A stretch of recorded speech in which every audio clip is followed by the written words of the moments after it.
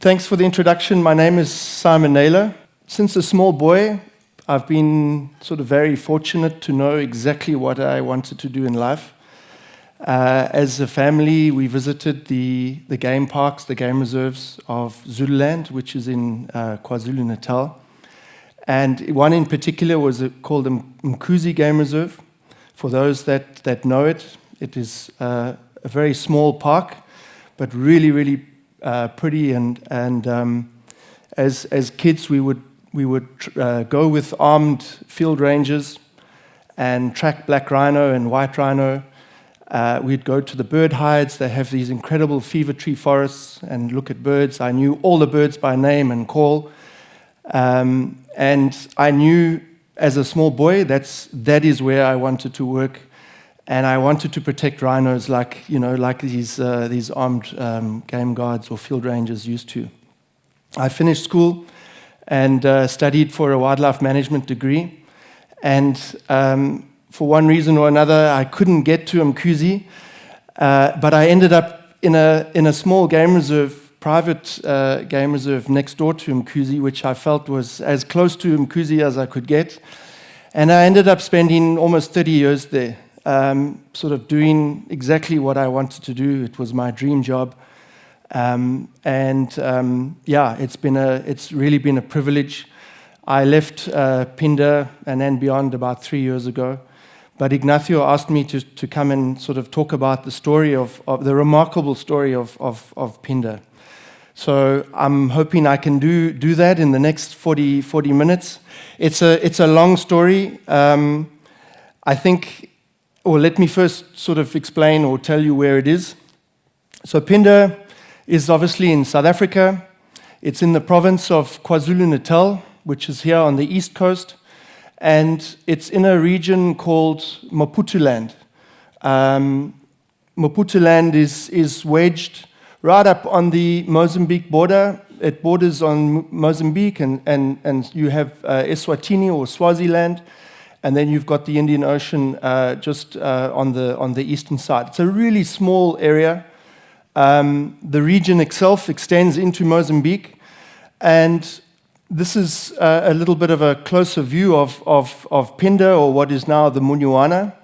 It's 30,000 hectares now. And just to give you some orientation, Mkuzi Game Reserve, which is what I was talking about, is this park here. It's one of the oldest protected parks in Africa. It was declared in 1922. It's about 40,000 hectares. And nearby, you've got Isimangaliso Wetland Park, which is this one in this area here. It's about 350,000 hectares.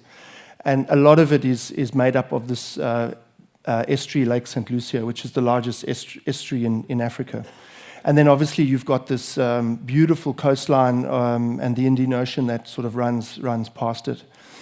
In amongst all of that, you have 5 communities. These are indigenous people living in these little areas. 5 distinct communities. Zulu people sort of arrange themselves in clans. And you can see 2 of them neighboring Phinda, and then 3 of them a little bit further away. So that's just to give you some orientation of where Phinda is. Yeah, the people that live there, the indigenous people, are the Zulu people.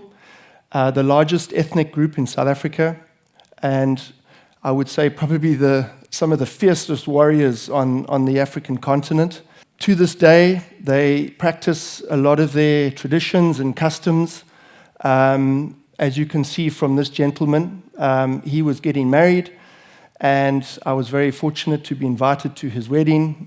Really an amazing, these sort of traditional ceremonies are incredible. And you can see, the Zulu people are very tied to the land, to wildlife. They revere wild animals. You can see him wearing real leopard skins. There's different sort of animal skins there. And there's an old lady wearing her traditional dress. But the Zulu people have been in this area for 500 years. They came from Central Africa. They're very much livestock people. The cattle is their wealth. And so just to talk a little bit about Maputoland in South Africa. South Africa is a very beautiful country, beautiful landscapes, very diverse for its size. And we have 3 of Africa's biodiversity hotspots, 8 biodiversity hotspots in Africa. Maputoland being one of them. So you can imagine being a biodiversity hotspot, as we've heard before, it means you have a lot of, obviously, biodiversity, very high biodiversity, a lot of endemism. And Maputoland is a really, really small area compared to sort of like the Congo rainforest or some of the other biodiversity hotspots. But you have, because of that diversity comes from its geological history. You've got these mountains that sort of border the west, the Lubombo Mountains, you can see in the distance. And in between those mountains, you've got fever tree forests, freshwater lakes, you've got mangroves, you've got savanna, you've got this unique sand forest. It's a dry tropical forest. It's the smallest, one of the smallest in Africa. There's some rivers you can see there and some floodplains. And then I think the real sort of prize of this area is this coastline. You've got some of the highest vegetated dunes in the world. These beautiful, clear, tropical warm waters with coral reefs, thousands of species of fish, humpback whales, whale sharks. And it's not uncommon to see whale sharks, dolphins, in the morning. You've got nesting turtles at night. And then you can do a game drive and see black rhino, elephant, leopards in these forests. I mean, there's very few places in the world like that. So, yeah, just an incredibly beautiful part of the world. No story of Phinda, I think, can start without sort of going back in history and time. And, up until about 300 years ago, so the 1800s, the Zulu people lived in relative harmony with nature. They tended their livestock, they lived off the land, they had all the rights to the land, all the resources, all the wildlife. It was beautiful, pristine areas. Until about the 1800s, when the first European hunters and explorers arrived, around 1830. And they literally started to decimate all the big game, the big megafauna. Rhinos, hippos, elephants, buffaloes. They shot all of this out into oblivion. And there's records from the Durban Harbour, exports of ivory, teeth of hippo, skins. They were shooting hundreds of thousands of this wildlife and exporting it. Yeah, and that was sort of the 1800s. Then came the turn of the century, 1900. And the government at the time, the British government, started to sell off, survey farmlands and areas around in this area, and the people, the British settlers, the first British settlers, and the Afrikaans, the Boer farmers, started to settle into this area. Massive transformation of the land, farming. First sort of cattle farming for commercial purposes. They plowed up the grasslands for pineapples, planted eucalyptus gum trees. And what happened also at this time was the local indigenous people, the Zulu people, were dispossessed of their land. They were thrown out of their land. They were chased out of these areas. They were put into these sort of little marginal areas where farming wasn't good or grazing wasn't good, and the relationship started to develop between farmers and the local people. It was very much a subservient servant relationship. The other thing that happened here was fire was taken out of the ecosystem. The Portuguese settlers that sort of explored up and down the coasts of Maputoland. They called this area Tierra del Fuego, which means land of fire, because every time they passed, there was big plumes of smoke, and so this land had evolved with fire, and these pioneers stopped using fire. And so as a result, the landscape changed. So not just the land use, but the landscape. The grasslands disappeared, the bush started to encroach. But yeah, so there was a dramatic transformation, and obviously more wildlife disappeared as a result. In the 1930s, 1950s, the sort of next wave of decimation of wildlife sort of took place, and that was the spraying of DDT. This area had tsetse flies, which carried nagana, and was obviously in conflict with the cattle farmers, and obviously health. And they associated wildlife with this tsetse fly. They didn't really know where this disease was coming from, and they just said, any wildlife must be destroyed. And they started these massive nagana eradication campaigns. And so they actually issued farmers with guns, bullets, and they shot everything out. I mean, again, well documented, hundreds of thousands of species, but not just the sort of megafauna, it was everything. It was genets, bushbuck, rabbits, you name it.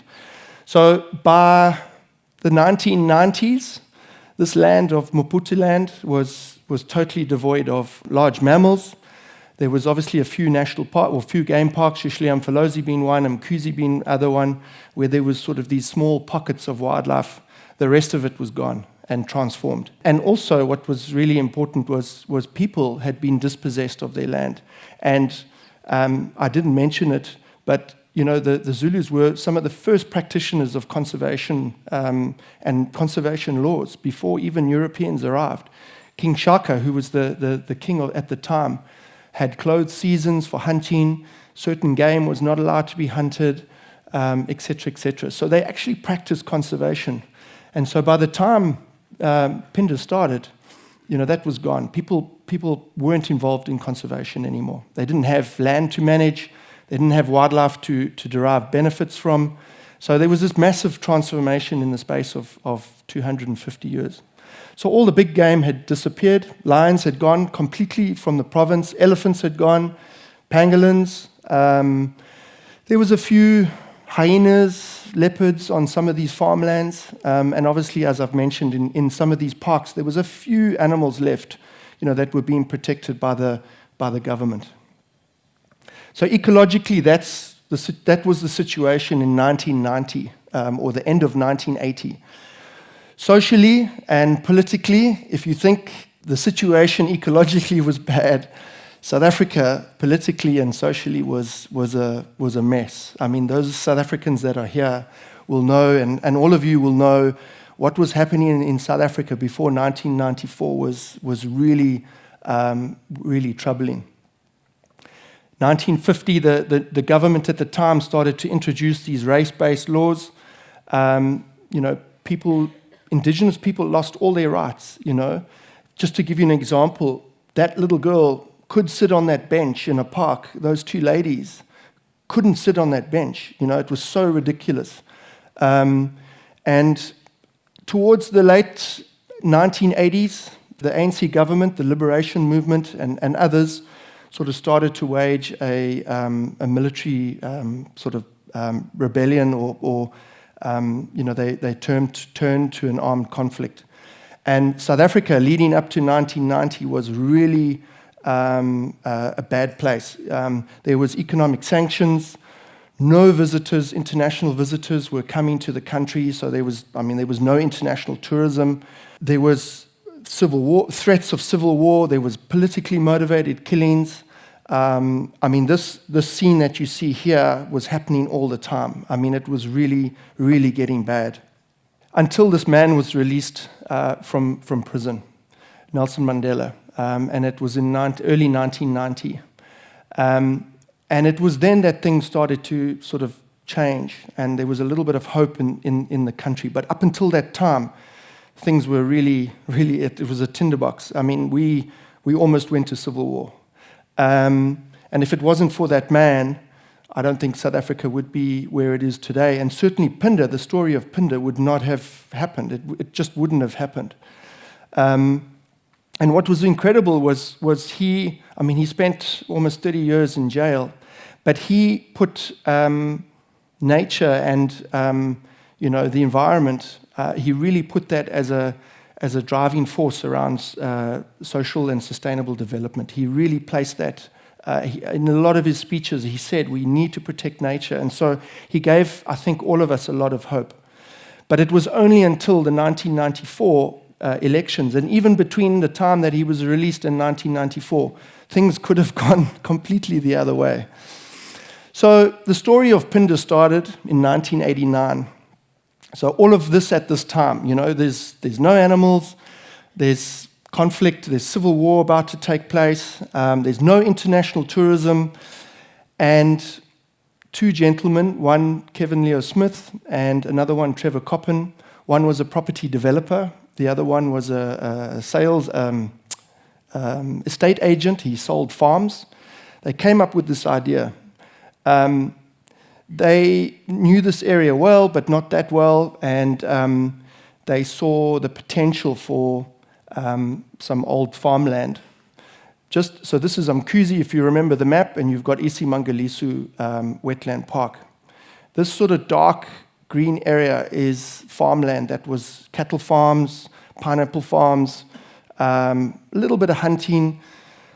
But at the time, with all this sort of political situation going on, the Afrikaans farmers that were working on these farms, the farms were uneconomical. There was a drought, civil war, all the natives were restless, and they said, we want out. And these two gentlemen saw this potential of buying up these properties and reintroducing wildlife. And that was the vision of Phinda.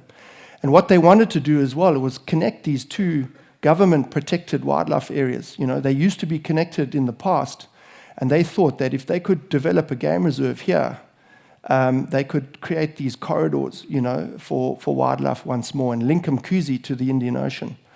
So what they started to do was buy up some of these farms. They started to negotiate with these farmers. And they wanted to, and also started to talk to the communities. So the communities, if you remember the map, are all living here. And these communities used to live here. They were dispossessed of these farmlands. And so their vision was to create this game reserve, and they called it Phinda. And Phinda means the return in the local Zulu language. And so the first farms were bought here. This Phinda North farm was bought in 1990. It was about 7,000 hectares. And their vision was to expand that, to buy up more farms and create this bigger game reserve.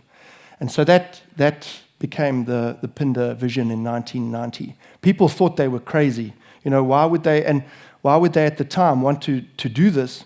And obviously, wildlife tourism, which didn't exist actually in South Africa, international wildlife tourism at the time, that was going to be their sort of driving force. And people thought they were mad, There's no international visitors. There's a civil war taking place. Now you want to put animals in and then try and bring international tourists. You guys are crazy. Anyway, that's what pioneers do. They, had a bold idea and made the decision, and they did it. And so they started to buy up the first farms. They started to reintroduce animals, as I mentioned. They reintroduced giraffe. Everything was gone except for a few buck here and there. Giraffe, zebra, tortoises, snakes even. At the time, it was the largest restocking exercise in South Africa. It had never been done before. Some of you from African parks will know this individual, Martin Rickleton. A young Martin Rickleton. To this day, he's still doing these rewilding, massive translocation efforts. But obviously, people are not going to come and see giraffe and, impala and these animals alone. They needed these iconic species, which were not there anymore. They weren't even in some of the neighboring parks. Where were they going to get these animals from? And so they embarked on, at the time, something that had never been done before. Phinda was the first reserve, not just private reserve, but first reserve to receive or reintroduce lions. cheetah, first private reserve to receive and reintroduce cheetah. Some of you will know Luke Hunter. He did his PhD here, documenting the reintroduction, the techniques. Some of the techniques that they used were groundbreaking, had never been tried before. Putting lions into bomas, cheetahs into bomas, soft release techniques, using drugs, putting different lion prides together. Things that we do today had never been tried before. It was done here for the first time.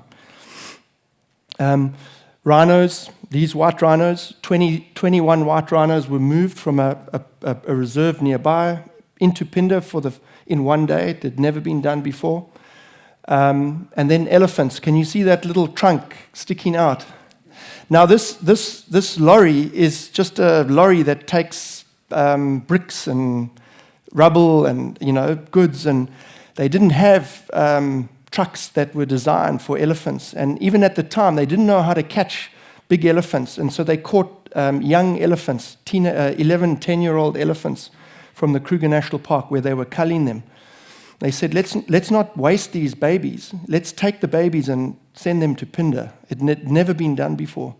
And so Phinda received 30-odd delinquent elephants. And I mean, they traveled 24 hours in the back of this truck. You can see this little trunk sticking out. But buffalo, black rhino, as I mentioned, all these species were brought back, and not all at once, obviously, over a period of time. And then, obviously, once the wildlife had been restored, they started to introduce management, sort of conservation management techniques as well. Alien plant removal, fire, bush clearing, etc. And then obviously they needed the tourism, the tourists. And so they built the first lodges. The first one was built in 1991. These game drive vehicles were novel at the time. When we visited the parks, you would drive around in your own car. Now they had built these fancy lodges with all these sort of beautiful brochures and activities. So there was a big marketing campaign. And for the first time, local people that were living beyond the borders, the boundaries of the park, were consulted, Even in the introductions, they were invited to the introductions of lions. They'd never been involved in conservation for 150 years. So it was the first time ever that these people had been consulted and spoken to. And there was a foundation set up, a non-profit foundation, to start the development work of the communities, And it was the first time that communities were asked, what do you need? How can Phinda help you? How can the resources be shared with you? And how can you benefit from these resources? And obviously people were very happy. They supported this project tremendously. And this was all in 1990 when, remember that no one was talking to black people, they were totally persona non grata. So it was very, very novel at the time. So the vision of Phinda, I'm just jumping a few decades. You remember this is 1990.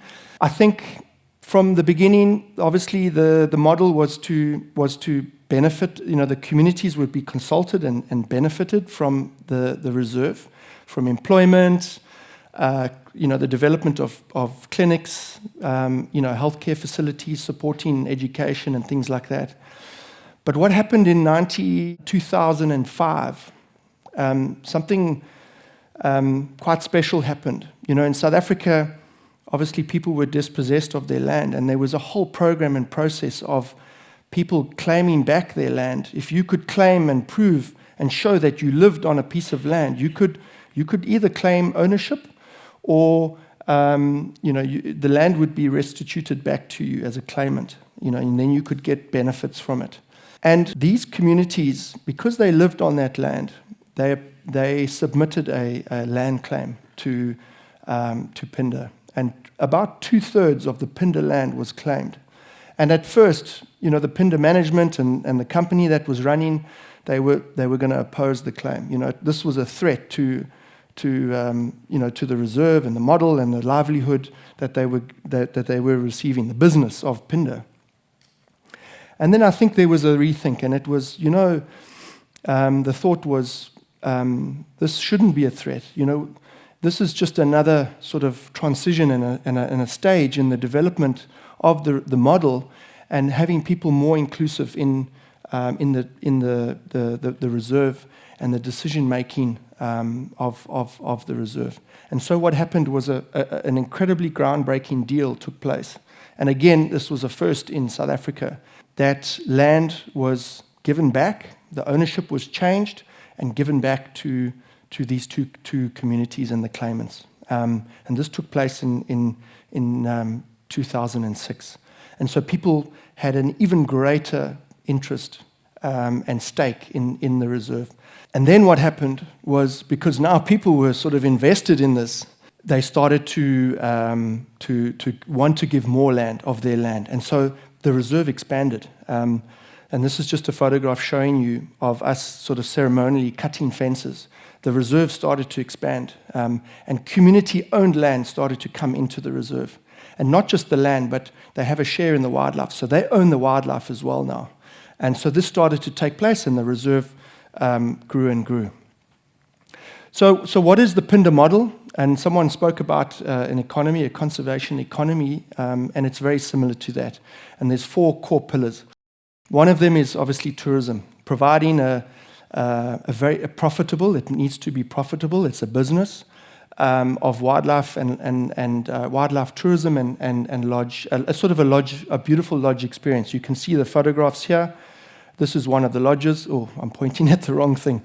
This is one of the lodges. There's 9 lodges on Phinda now, all providing an exceptional tourism experience, 5-star, high-end, low volume. And then obviously the wildlife experience is really, really amazing.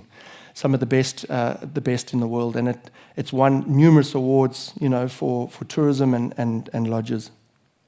And that's what drives this model. And then obviously habitat and rangeland management is key. The introduction of fire and the use of fire again, restoring those grasslands and rangelands, combating alien plants. Over the years, all those farmers brought in all sorts of horrible, and no offense to all the other countries, Australia, Brazil, some incredibly obnoxious plants. Bush clearing, as you would have recalled, 100 years of no fire resulted in thick bush. And then obviously soil conservation. We did a lot of work repairing the land and healing the land. Effective evidence-based and innovative conservation management was really, really key. For 30 years, Phinda's an isolate. It's a sort of a fenced-off reserve, and so we adopted this approach of metapopulation management for species like cheetah, lions, rhinos, etc. So working with our neighbors, with other partners to manage and simulate dispersals. Security, we built up an incredibly effective protection unit to secure all these resources. Long-term monitoring and research, I think it's been mentioned a few times. We introduced some really incredible long-term monitoring projects to monitor all sorts of different metrics, grasslands, fire, trees, and obviously research. I mean, we sort of promoted research very, very strongly. I think in total, 15 PhDs, over 30 master's projects. We really encouraged research projects to learn from what we're doing and to inform our management. And I think the previous speaker spoke about not just research for the sake of research, but we were really targeted in what research we wanted to do. So that was really key.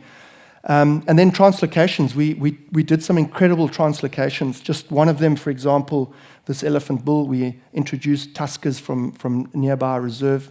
Never been done before, and we did it. And then what was really, really important for me especially is staff development, choosing the right staff, developing them, growing them, having succession plans, training, and that was really, really critical. And then obviously, lastly, is people, making sure that people are part of the conservation, the development of the reserve, the planning, the decision-making, and that was through these foundations, focusing on health, education, skills development, and that's in the reserves. If we want to employ people in 15, 20 years' time, if they want to come and work and run this reserve, we need to start now with those kids. Small business development, food security, so ensuring that people are well fed, introducing conservation, innovative conservation agriculture, and then obviously what was really, really critical and a real, I think, a turning point for us as a reserve was wildlife ownership and tourism. Now communities have their own lodge in Phinda, and they own about 60% of the wildlife and about 70% of the land. And so they sit at that table, the decision-making table of the reserve. They're there. The community are there. You're making decisions of the park. So what has been some of the outcomes, over the last 30, 35 years? And they truly are remarkable. And I'll touch on some of the ecological, social, and economic outcomes. So this is the picture now. You could see from before the difference. This green is now the Munywana, which was Phinda, and you can see what's happened now. You've got this connectivity that's taken place. And there's even farms, some of the last remaining cattle and hunting farms here are starting to convert into wildlife conservation. And that's been one of the most remarkable things about this region is Phinda was the first private wildlife reserve. And now all of these areas are private wildlife reserves. So there's been this remarkable change of land use in this area. There's fences there's potential linkages and corridors now to the west, which were never actually envisioned before.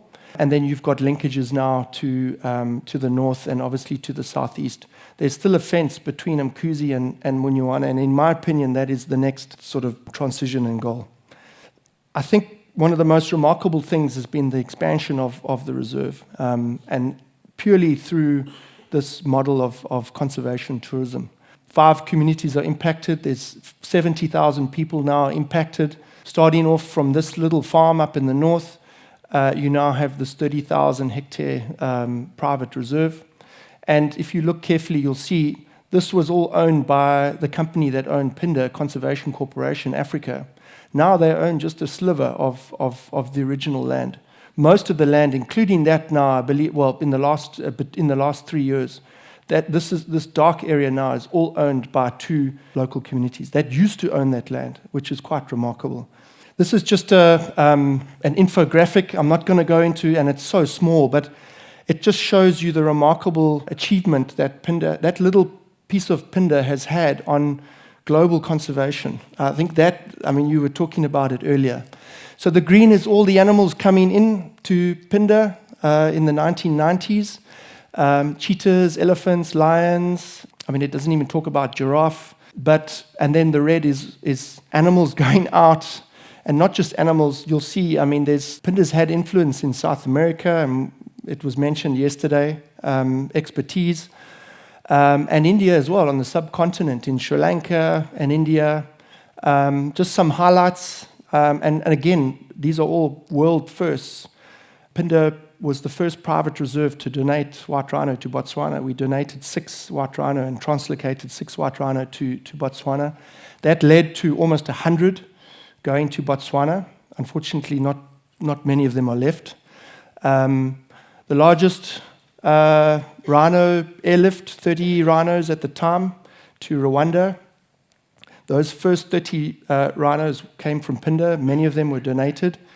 And then obviously we've partnered with African Parks in rewilding some of those captive bred rhinos to DRC, to Rwanda, more rhinos to Rwanda. Last year, 17 white rhino went to Tanzania. All of them donated from Phinda. We donated cheetah to India, and I took part in that operation. And then obviously we provided expertise and experience in helping the Indians doing some of their translocations. They're moving gawa and all sorts of other deer, and that's just to name a few. There's just a photo of us. These are the 5 lions that that was spoken about yesterday going to Akagera. These were the 5 lions. They were donated from Phinda. Just to show you that 747 that Jean mentioned yesterday, there it is. We moved 30 white rhinos in the middle of COVID. It was quite a feat. And then more recently, we've just reintroduced the locally extinct Temminck's pangolin. Went extinct in Zululand 40 years ago, and it was a world first. We managed to reintroduce these pangolins back into Phinda. It had never been done before, and now there's a thriving population and other populations in around Phinda as well. So that is something that we really, really are proud of. And there's just a photo of us taking a bunch of African cheetah. I know it was, at the time, very topical debate. And we donated two of the cheetah to India. And I'm very proud to have been part of that team. And I believe they've gone through some hurdles, but it's turning into a success as well. And I remember Dr. Jalla here 3 years ago talking about it. Yeah, just a couple of milestones. I'll just go through these. So 202 rhinos, white rhinos, have been translocated out of Phinda, all from 22 to begin with. Phinda now is one of the most important white rhino population, rhino reserves in the world. It has one of the largest white rhino populations in Africa. 18 black rhino have been translocated to support other range expansion programs in Malawi, in South Africa. I would say Phinda is probably one of the most important cheetah populations in South Africa. Almost most reserves in South Africa that have cheetah today would have received cheetah from Phinda. Likewise, lions as well. We've translocated 63 cheetahs to other reserves, including Malawi. Some of our cheetah have gone to Rewilding National Park. I've mentioned the pangolin.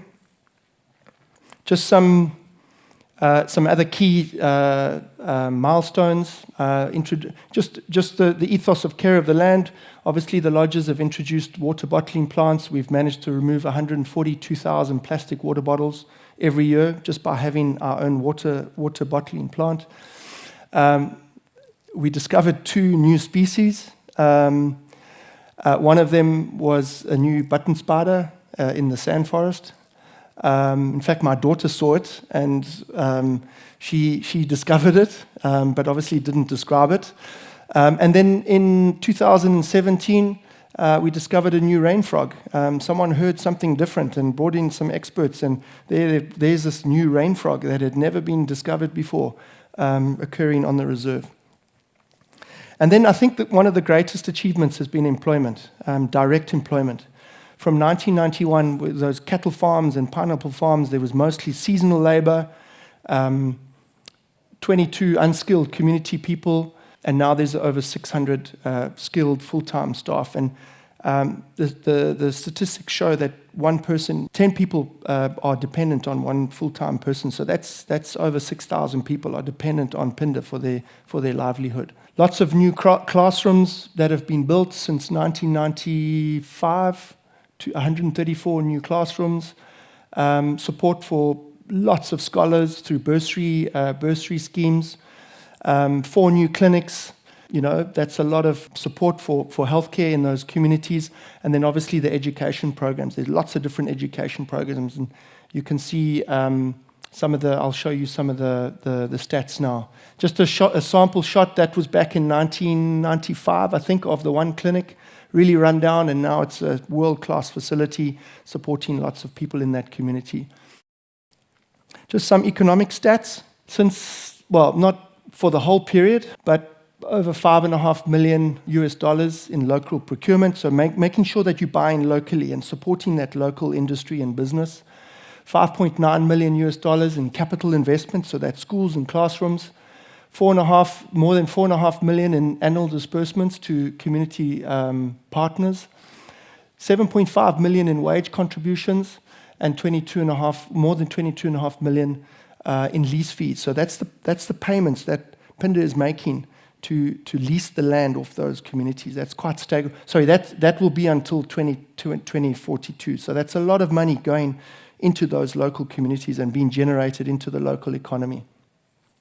There was an incredible study done comparing the benefits of the two parks, Mkuzi and Phinda, by one community, and the results were really telling that, the people of the one community really saw Phinda as a benefit, and the other park, which has incredible poaching, Mkuzi, really bad poaching, they just don't see any benefits, and that's because they don't receive anything. So just to highlight how people perceive, around the parks, people perceive those parks.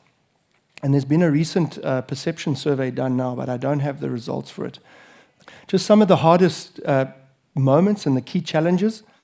Obviously, relying on tourism, you have these shocks, 9/11, COVID, those times were really tough. There was no tourists, and the model, there was no money for anything, and so that was really hard, and good, proper learning lessons. Rhino poaching is a real scourge. When you've got a big population, you're really under pressure, and we had some really harsh, really tough times, 2014-15. That's a really gory photograph that I took. Complex community relations and land restitution issues, very complex issues politically, socially in those communities, and you've got to navigate through them. Those that work with communities will know really hard moments, and they continue to be. Climate change, we had some of the worst droughts, water shortages, and then socio-economic tensions with adjacent communities. You've got growing populations of people, lots of unemployment, youth unemployment, and that creates a lot of socio-economic tensions. Just in my opinion, and I can speak freely now because I don't work for the organization, but some of the key improvements I think that can take place now. They really need to diversify their income and not rely on one source, and that's mostly tourism. Things like carbon, biodiversity credits, bonds, it's been spoken about, they really have to do it. It's very tough when you're a private entity in South Africa, though. This is an interesting one because, you can talk about all these values, these millions of dollars going into communities, but it's really interesting that a lot of that, in my view, doesn't often reach the grassroots. There's a lot of state capture, and a small minority that is benefiting from most of those benefits. And that has to change. Otherwise, people are going to turn against conservation. The perception that conservation is good for them is going to change. And I think we need to improve the benefit sharing arrangements in those communities to make them more equitable. I've said that there needs to be an increase in the decision making and a voice for communities. There is a lot, but it can be improved. And we really need to prioritize women and youth. They are the future of those communities and the future of conservation. And there's not enough. These are real sort of male-dominated societies, traditionally, and we have to find politically sensitive ways to do that. And then obviously invest in the future, and that's the kids. So what has this landscape taught us and me? And it's been mentioned before, and I'm probably stating the obvious, but landscape restoration is possible even after extreme degradation. We saw 200 years of that extreme degradation. In 30 years, what can be done is quite remarkable. But it's been mentioned before. You need patience, you need strong protection, and you need to be able to, and you can restore large areas at scale if you've got that. Wildlife can return when habitat is restored and protected. It's been mentioned before. And trust is really, really important. There's a saying, trust is moving at the speed of trust with communities is essential. We have this way of sort of trying, jumping ahead, but we really have to slow down when you deal with communities. You've got to go very slowly at their speed and their speed of trust. And so lots of consultation, sitting under trees, it's very time consuming, but it's essential for effective conservation. Community involvement must evolve beyond just employment. We're very fortunate in South Africa that we as citizens can own land, own wildlife. It's not the same everywhere. So in South Africa, it's really important that communities living around these conservation areas are much more participatory in conservation. It's not just about building clinics and schools and things like that. They've really got to be deeply invested at the decision-making tables, for conservation to persist into the future. Tourism is a tool. It's not the objective. High-end tourism can work and can sustain conservation, as we've seen in other places, but we really, really need to diversify the income for these conservation areas, just to buffer against these shocks that we've seen. And then strong protection is non-negotiable. You'd think with all these benefits that people are getting, they're not going to come and try and steal the resources, but it still happens, as we've seen from the threats in all these areas. And so having really, really effective, well-resourced security teams is very, very important to complement all the social services. Conservation is as much about people, if not wildlife. And in fact, I think the scales have tipped now to more about people. And we've learned that at Phinda. It's really about people. And some of the hardest challenges that we faced is not ecological but social. Expectations from communities, elite capture, internal community politics, youth unemployment, trust deficits, and my colleague Emilio will know this. Yeah, so the lesson is social dynamics can determine conservation outcomes as much as species biology. Science-based adaptive management is essential, probably stating the obvious, but really long-term monitoring and credible academic research can really assist conservation. It's really, really critical. Conservation timelines are measured in decades, not projects. Again, I'm probably I'm repeating what others have said. We've learned at Phinda 35 years is really just a really small timeline. And it's hard when you've got donors that are talking 6 months, a year. We actually never relied much on donors, so we never thought that way, Ours was very much about business principles. And then like-minded organizations and NGOs the partnership between like-minded organizations can really restore and rewild the world. And I think this is what, this is all about, is connecting with people, and we can make a huge global difference. And it's been seen with, partners like African Parks. We've done something with Phinda, done some incredible work restoring rhino populations around the globe, in India and elsewhere. And no model is static or perfect, and we've learned this at Phinda. It needs to change. You need to adapt and learn, and you make a mistake and you've got to change. And so there's no one model that is the same and needs to sort of carry on into the future. It needs to change all the time. Just some of my last slide, some of my leadership truths, and I don't profess to being a great leader, but some of the things that I've learned along the way is, you need to expect failure. And we made lots of mistakes at Phinda, really a lot of mistakes. And, when you sort of doing something for the first time, you need to expect to make a mistake.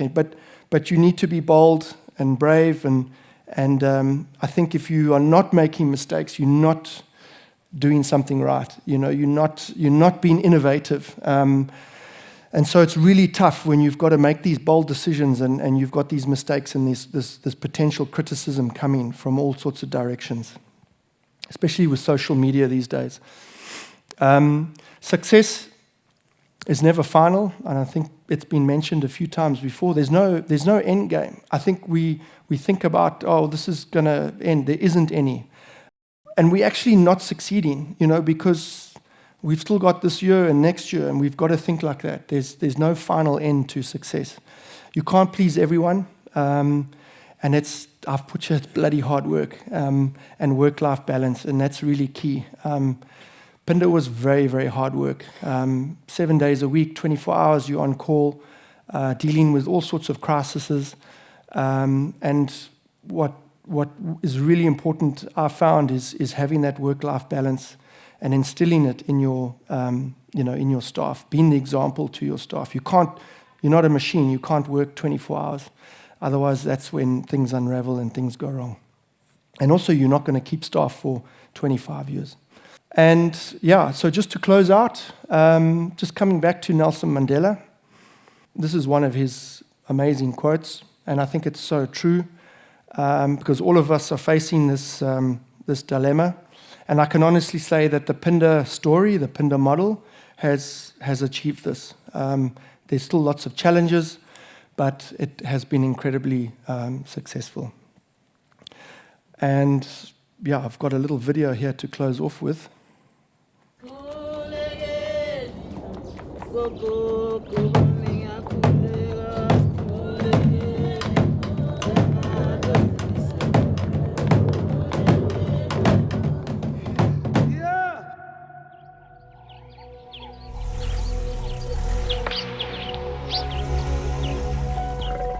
The Phinda story is incredibly special, about taking old farmland and turning it back to a wildlife area.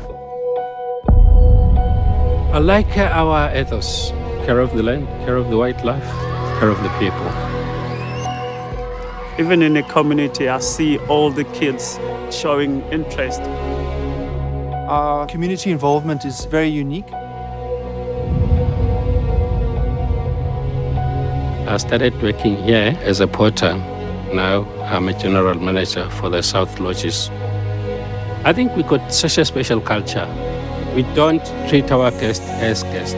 We treat our guests as part and parcel of the family of and beyond Phinda.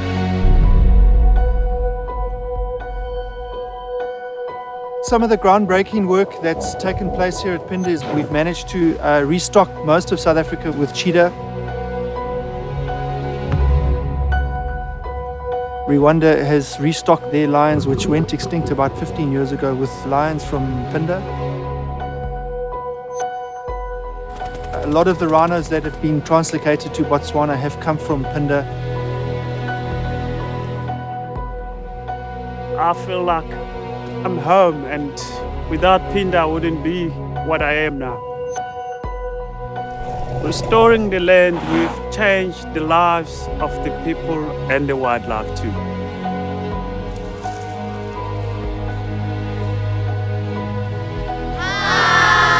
This is our future of the conservation. It's vital that we leave this world a better place.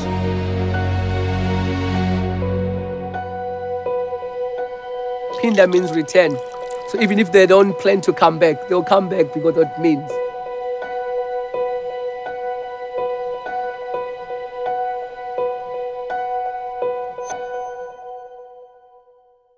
Thank you very much.